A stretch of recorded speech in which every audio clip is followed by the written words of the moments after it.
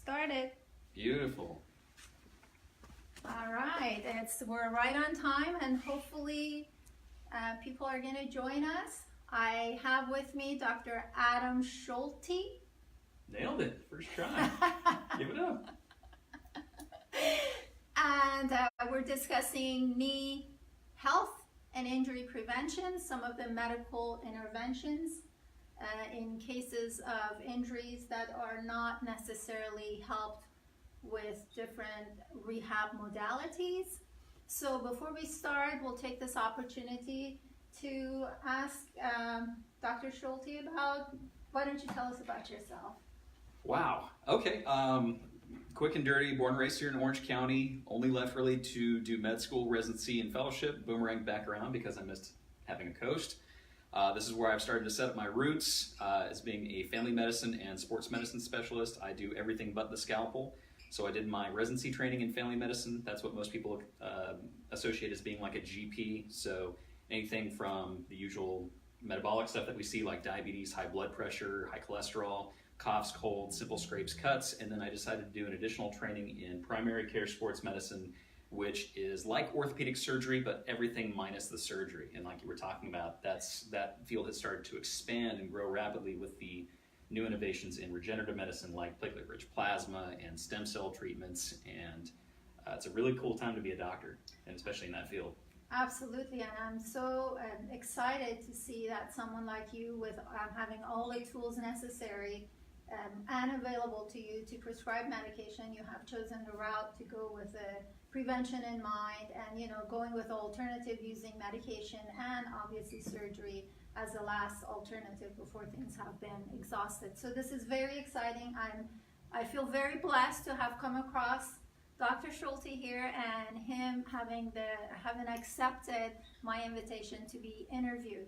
So as you know, the whole subject matter this month, well, technically it was last month, but this is the last bit, is knee injuries, how to prevent them when they do happen.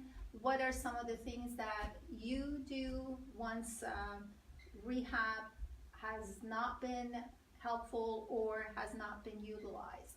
So one of the common questions or one of the questions that I was asked was the difference between PRP and stem cell, and do you recommend one over the other, and in what instances do you see a need for it? Sure, absolutely. No, that's a great question. It's a bit of an omnibus or nebulous question too, because it's on a case-by-case or contextual basis. Is that it really comes down to a couple of things. As most of you know, there's not a whole lot of places that are approving these regenerative medicine modalities under insurance. So in other words, it's going to be a fee-for-service, or it's out-of-pocket expense. I have heard of some healthcare industries, or I believe healthcare systems like Kaiser. I think they're currently offering it. I'm not sure how they've managed to get approval for that. I have had one friend who's had it done, but there's a little bit of a price sticker shock to it. So you're looking at anywhere from $500 to $1,500 per injection.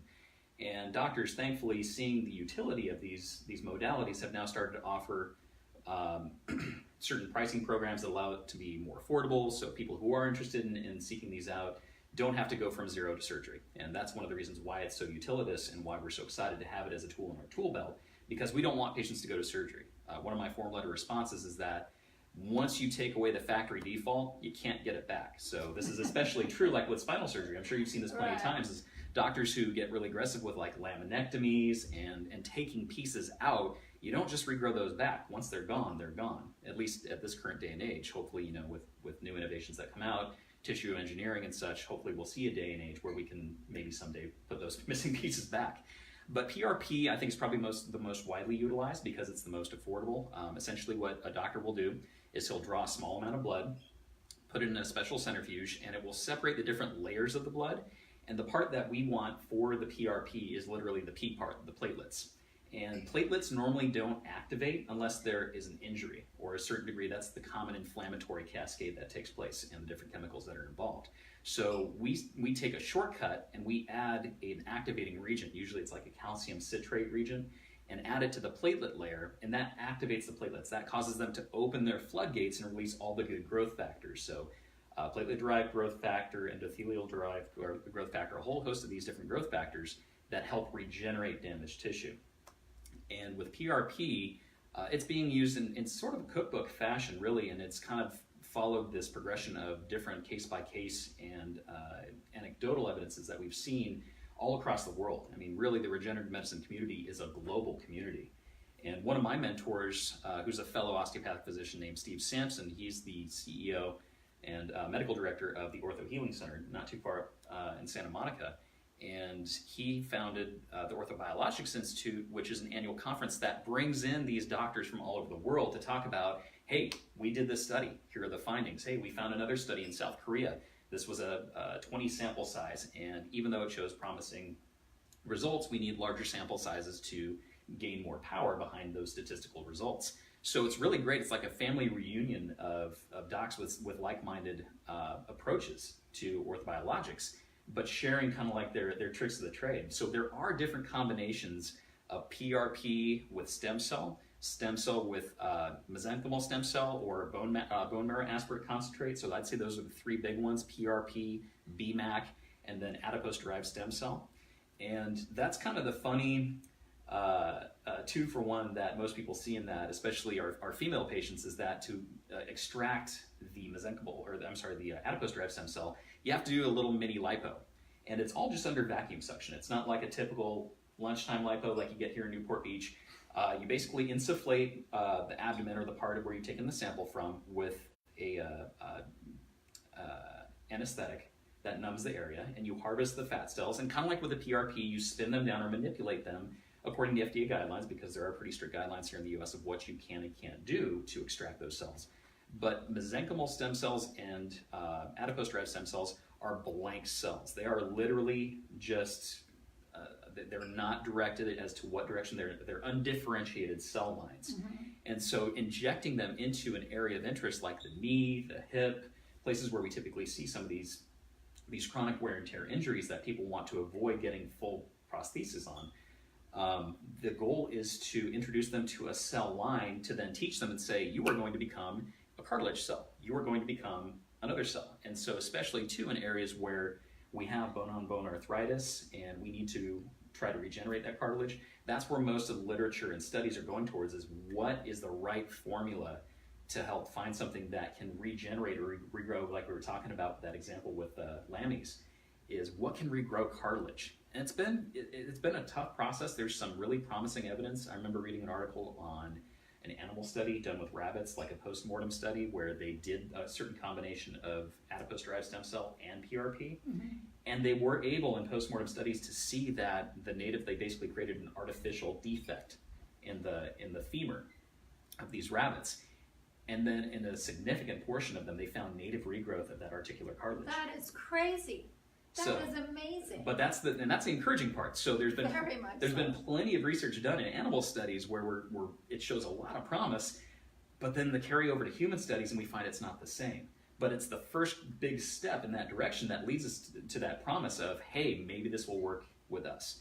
So that's kind of where we're at in the regenerative medicine community. And even since the last time I went to the Toby conference, that was I think it was in 2015 I last went, on a year-by-year basis, the amount of our knowledge base grows exponentially. So I couldn't even imagine what sorts of advances docs from around the world are currently making right now. I bet. So do you typically see these types of procedures in elderly or athletes who are just really bummed out because they can't work out?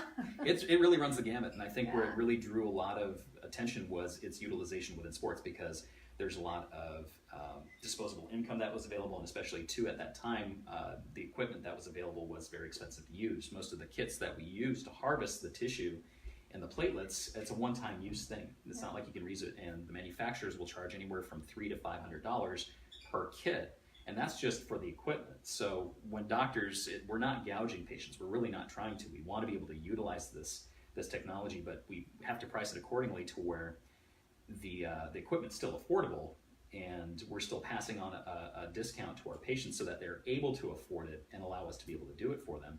So we have seen most of the literature initially was in major league sports, so primarily in baseball, pitchers primarily with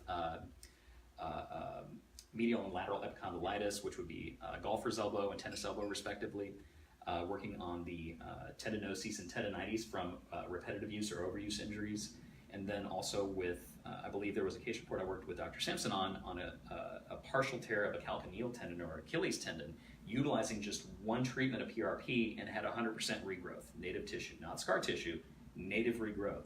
And so that's great that we have these anecdotal pieces of evidence, but that's why we would love to see like a study done on 100, 200 patients that show the same results. So yeah, it's primarily used for athletes, but also for, grandma and grandpa who are active and they want to stay active. We're all made up of moving parts, and like any moving part, like with our car, they're prone to wear down over time. And some people have that wear and tear faster than others. So if they really don't want that surgery, if they're scared about going under the knife and having to live with a prosthetic and what limitations they're going to be left with, in some cases that is indicated. But I like to see that exhausted as a last resort, like you said. So grandma and grandpa, if they have the ability to, and they have a provider that they trust that can do this and has had good demonstrable results, that I would use as an intervention first before pursuing prosthetics. And really, most of the success rates are based on WOMAC scores, as well as visual analog pain scale scores. So it's more of a subjective experience following the fact. It's not like we go in there and jam like a biopsy probe or something to see how much cartilage is regrown. It's more about the subjective experience from the patients. And I'd say the vast majority of those who have gone and undergone these treatments are tremendously happy that they at least pursued it. I'm pretty sure, I know the answer, but that's, I'm sure, one of the questions that people may have, and that is, does it really matter, or does the nutrition play a role in the recovery here, and also the age of the individual? Absolutely. There's only so much that we can improve on, but that's really no excuses. We just know that as we enter the later stages of our lives, we lose our immune function. We lose the same biomechanics that we once had. Everybody wants to go back to being 21 or 31 or what they were in their peak of their life. But nutrition, regardless, is important at all stages of your life. And it's very contextualized too at whichever specific age. So with the elderly folks, especially, as we see this frequently like in our long-term nursing facilities, is that they just lose their appetite for a number of different reasons, and so they have very key nutritional decrements.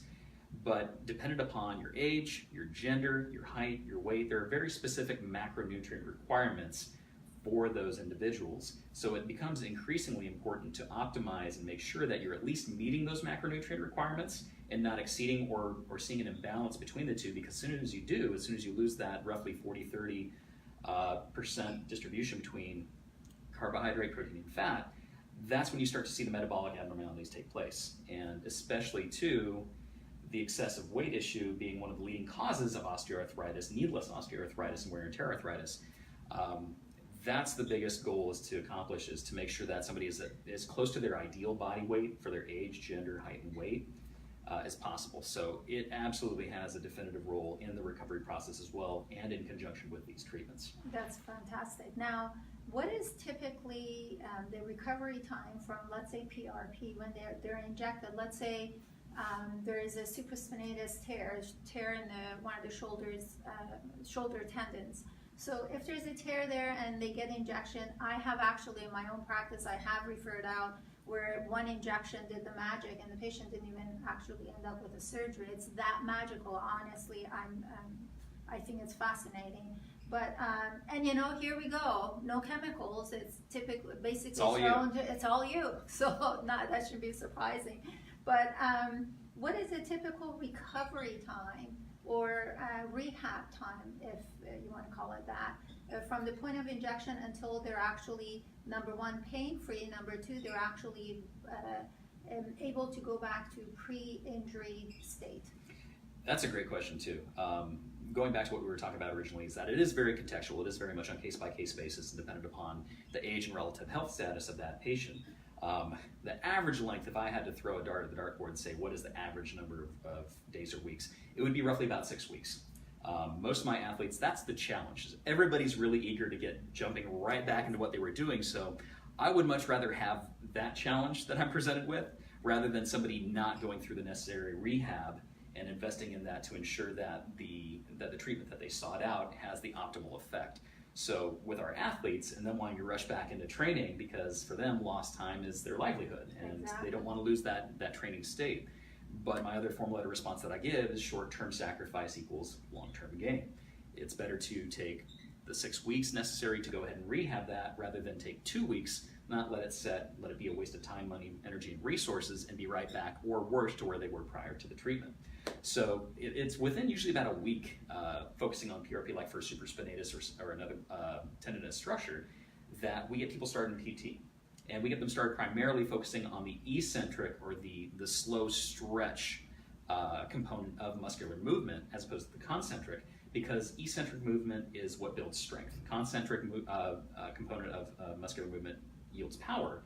But in that state, we're not so much concerned about power. We're trying to regrow strength, and we're trying to actually elicit the native response of the body, not necessarily what we draw out of the blood and inject in there, but also the body's normal support structures that we're manipulating with that shot to work together to accelerate healing.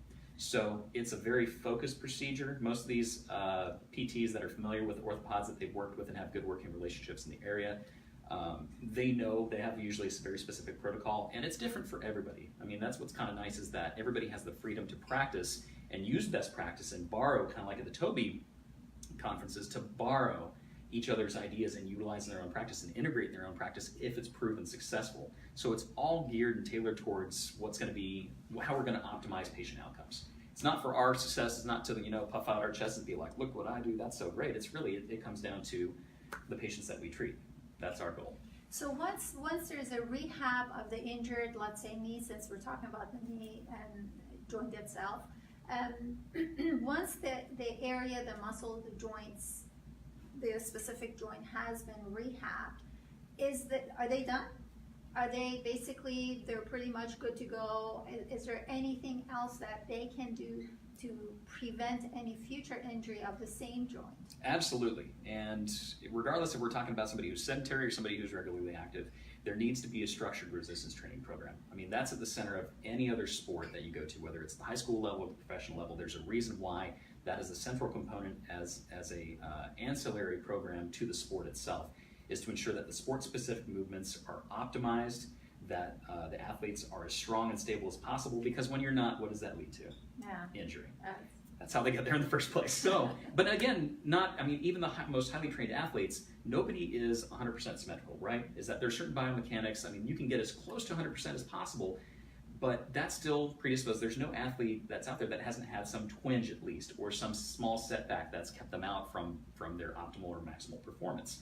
So it is really imperative too, and I think that's where it has the most utility, is that when a person reaches that state of, wow, I can't even get up and out of a chair anymore because it hurts so much, then that's a great foot in the door to have a conversation with that patient and say, do you have a dedicated strength conditioning program? And I'm not talking like you have to get up on a deadlift bar and pull 400 pounds, as I'm saying, how much stability do you have? It comes down to, can you move safely, effectively, and efficiently? And if you can't do all those three, that's what leads to pain, that's what leads to injury. So, and especially using the full range of motion of the knee too. And the old saying holds true, if you don't use it, you lose it. I'm sure you see this plenty of times in your practice, that you see these contracture-related or immobility or non-use related chronic issues because people aren't using the joints that they got. This is a good time to interject here, because one of the things that I also see in my practice, because of the type of practice I have, because once the area that is rehabbed, and as a chiropractor, obviously we adjust, it has to do with alignment and all of that. We fully, as a society, we fully disregard the impact of limited movement or imbalance on the brain. Just like you said, you lose it, you stop using it, you lose it. The impact of the lack of mobility or improper movement on the brain, on the homunculus, the map of the movement of body parts in the brain, we fully disregard it as a society. So then it becomes crucial. Like one of the things that I always say, and I'd love to get your opinion on that, is, back in the days where I would recommend patients to go to Blockbuster and get a yoga video, because that's how it was back then. Yoga exercises are not just because that, there's a Lululemon or whatever fancy, clothing, yoga clothing stores that exist. It's nothing against Lululemon. I love the place.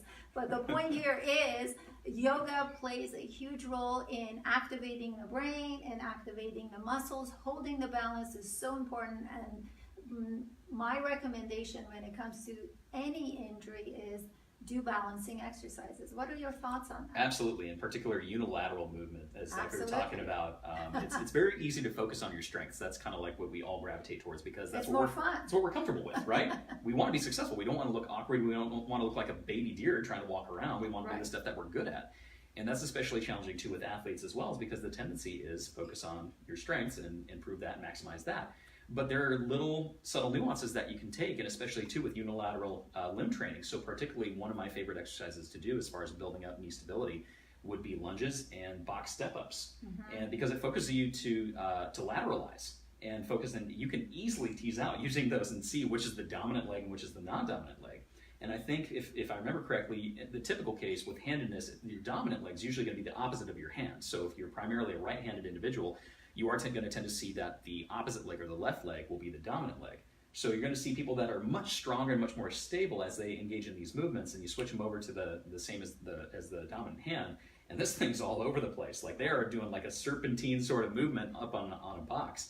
But those are the two movements in particular, either body weight lunges and then a progression to build up to weighted lunges, as well as box step-ups, and then eccentric loading or step downs off of the box to develop that knee stability.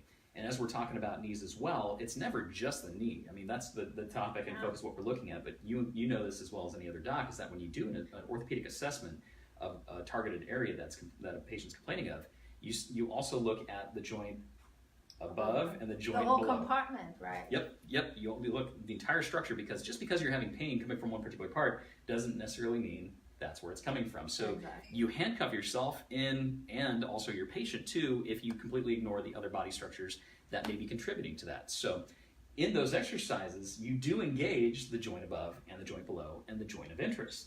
And the supporting structures of that, those are the large movers. Those are the core to extremity movers. And that's really what you need to strengthen to properly prevent and to rehab from these injuries.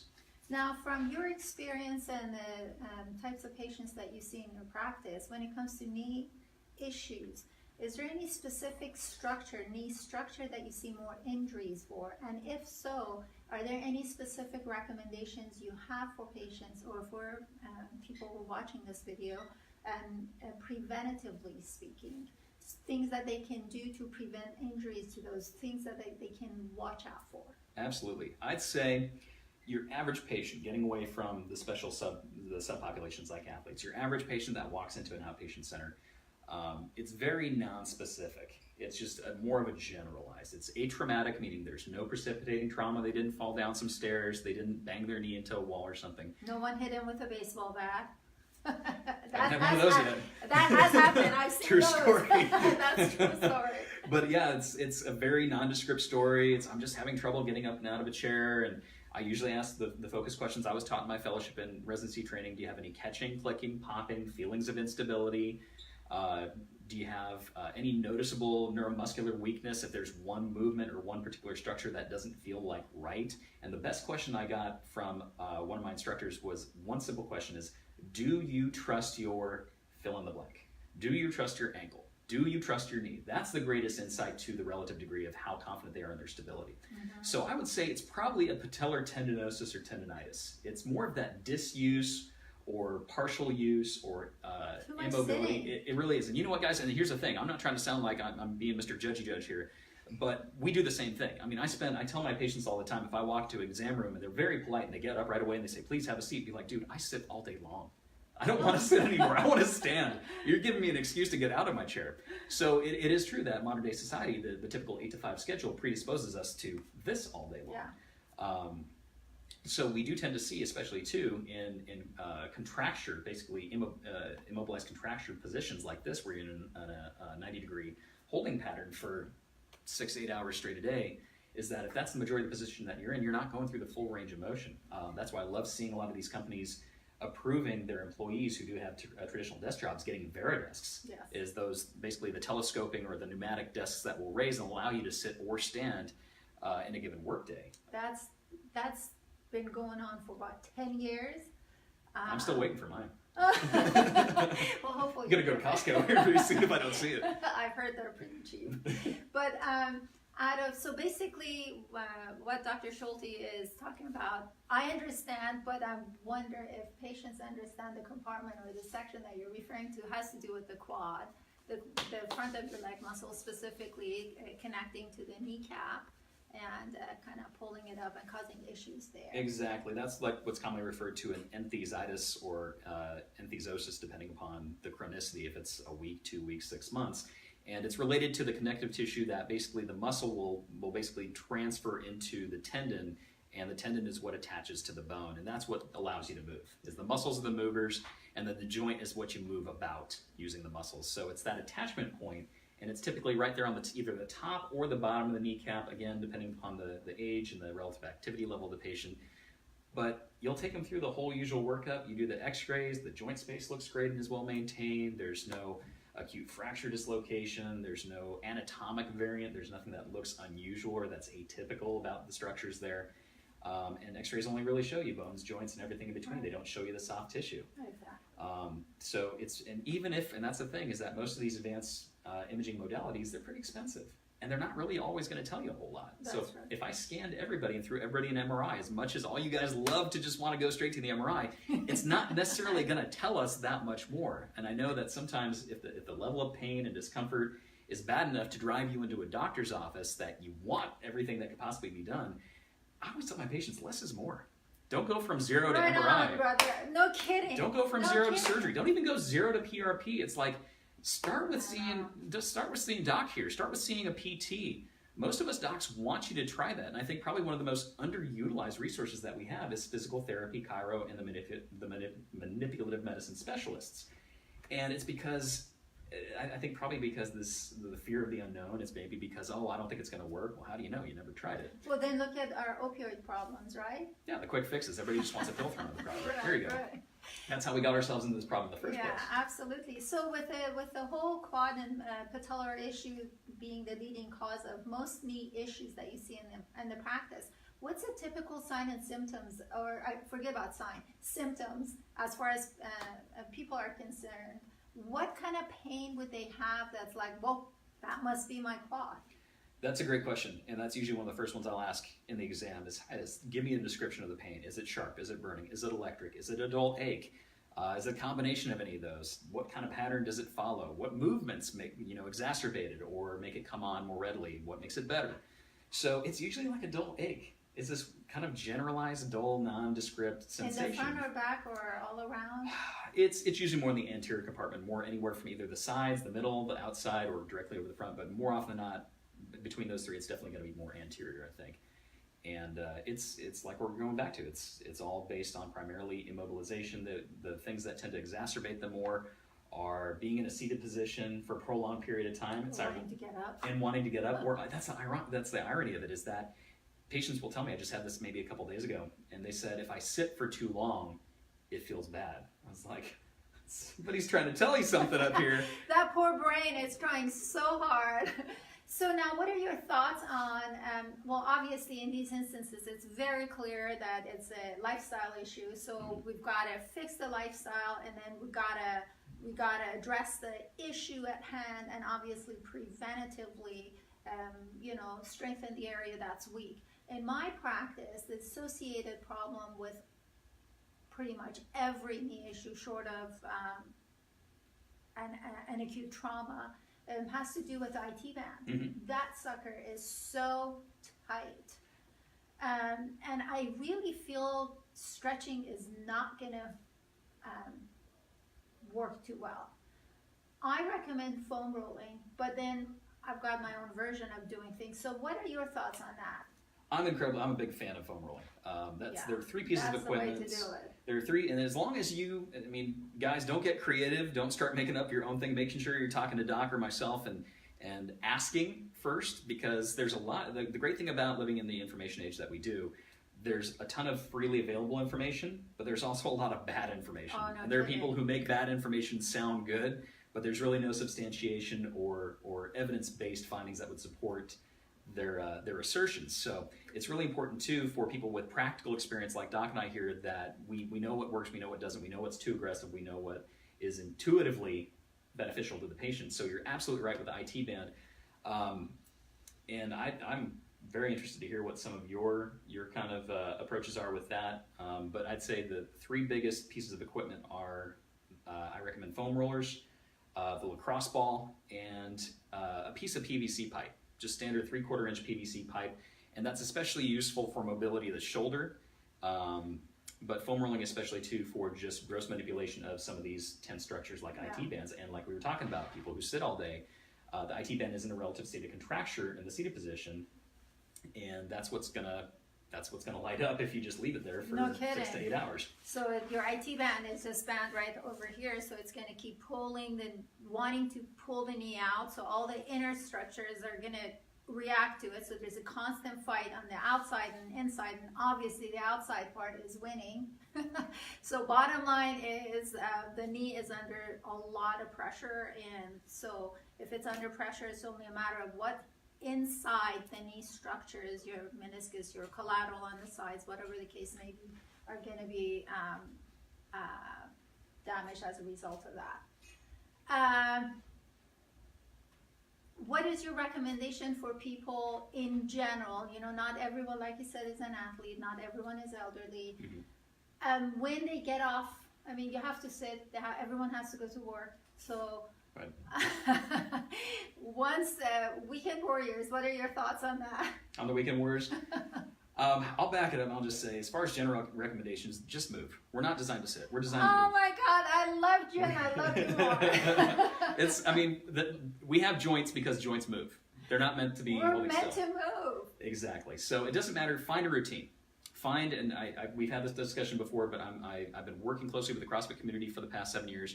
I've watched as they've sort of given rise to the fitness culture and the fitness communities of all different types that we've seen that have grown probably within the past 15 to 20 years. And it's find what you love. Find what appeals to you. Find a group that joins together that has the same central goal and ideology, that look forward to seeing you and that you look forward to seeing, because that's your incentive. 50% is showing up to that site or that gym, and the rest takes care of itself. There are plenty of days that I don't want to go to the gym. I feel horrible. It takes me a little while to get up and moving if I had a late night at the clinic and had to wake up early. But you know what? If I can just get changed and get in my car, the rest takes care of It's itself. all a matter of commitment. And you know, the other thing is, don't sacrifice speed for form. You know, people ask me about CrossFitters. Well, what do you think of CrossFit? Well, I don't have any issue with CrossFit. There are plenty of people that do CrossFit exercises and they hurt themselves only because they lose the form. So it's not, is it CrossFit? Is it CrossFitters, or is it individual? I would have to say it's individual. That person can go anywhere and they're going to end up injuring themselves, because if you lose the form, if you lose the way the body's designed to move, you're going to injure the joint. And you can fit, it's another fill in the blank. Is blank bad for you? Can you do yoga wrong? Yes. Can you do football wrong? Can you do soccer wrong? Can you do CrossFit wrong? Yes. You can fill in that blank with anything else. So it really does come down to the individual. You nailed it on the head. And that's why it's important, especially too, as you go into a regular exercise program or fitness program, it starts with an on-ramp course. So you can't go 0 to CrossFit. You can't go 0 to yoga. You can't go 0 to boot camp. You have to start with what's called GPP, and that's General Physical Preparedness. That's the on-ramp, or basically the developmental portion, that we tend to see the most rapid changes in the body that take place, that especially for sedentary or inactive individuals, that's where you see the rapid change in body composition. That's where you see the rapid increase in energy levels and mood. And that's the best part about it. And then once you finally get up to that plateau level, as far as if we were to follow Hans Selye's general adaptation syndrome and how that takes place with our bodies, it is really important that you just understand that it's a build-up process. Don't be discouraged. You have to know the basics. What was that? Ralph Waldo Emerson that said the man who implements methods without principles is sure to fail. So it's important that you first master the principles before you can get down to the individual method, the methodology, or like the fine-tuning stuff. So master the basics first, and then success will follow.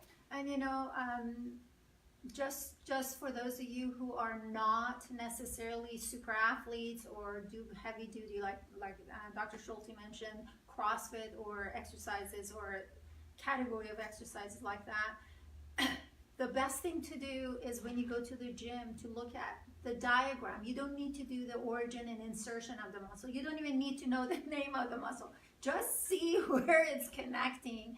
And really, I really think, and I'm very interested in hearing your opinion, I think when people go to work out, it's a good idea to invest in a few sessions of really one-on-one training sessions. Hopefully your trainer is a good one. And just be clear. Say, I'm not interested in bulking muscles by the end of next week. You're interested in performing the exercises the proper way. And hopefully they know it. And concentrate on that. Don't be talking to people. Don't be playing music. Don't get distracted. And then that causes issues. That's my thought. What are your thoughts on that? Absolutely. And one of my favorite studies to cite, and I can't remember the exact manuscript that it came from, but it showed that there was a strongly statistically significant difference in degree of perceived self-efficacy, meaning the confidence you have in performing a given task or movement or exercise in a group or class-based setting versus individually led, which was the lowest, and then intermediate with that would be a one-on-one training setting. So there is actual evidence that exists that shows that class-based settings, there's been subsequent follow-up studies to that reconfirm that, which is huge as far as demonstrating validity and confidence in statistical values. And that goes back to finding a fitness community or a group that you can go be part of, because that is your advocacy group, and that's your accountability group. Those are the people that if you don't show up, they're going to ask you the next time you come in, where were you? You missed a workout. You would have killed that workout. You would have done awesome. Oh, we had such a great time. We went and did this and on and on and on. And then you have kind of like that remorse of, shoot, I would have really loved that. So, and I do love that about the idea is that functional fitness, it's in the name. It teaches you how to strengthen those things that we natively do in just everyday life. If you need help picking up a suitcase and putting it in an overhead compartment, that's the same thing as doing a clean and jerk. And those daily specific movements are strengthened in the gym. You are supplementing your life, your longevity, and your ability to be autonomous later on in life by strengthening these movements. And like you said, following the correct form that you are led by a trained professional or coach. Absolutely. Great advice, and hopefully you guys have learned something from my wonderful friend, Dr. Schulte. I want to thank you so much for your time. I'm very, very pleased to see that you're down the street from me. You're very close, and I feel extremely blessed to have come across your path. Because I've always looked for a great doctor who's all into prevention and into fitness and the value and the value of connecting to the natural design of the body and knowing that your body knows best. If you listen to it, you will understand it, and it's the best guide. Well, thank you so much. It's an absolute pleasure, and I fully agree. That's really incumbent upon us as providers. Is we have to find other like-minded individuals to give our patients the best overall outcome. Is if you know what's effective and you know what works for you, and you can find other docs that share that ideology and have that same central governing principle of whatever's best for the patient, then we need to stick together. Absolutely, absolutely. So if you don't mind, at the very end, I'd like to put your information, whatever information you'd like, Sure. and how people can connect with you. I know in my practice, I've instructed my staff that you're going to be the doc to refer to. I appreciate that, and I want to thank again for your time. Of course. And I hope that everyone got to learn good stuff here. So thank you, and I'm going to go back there and actually stop since the remote's not going to work. Thank you, guys.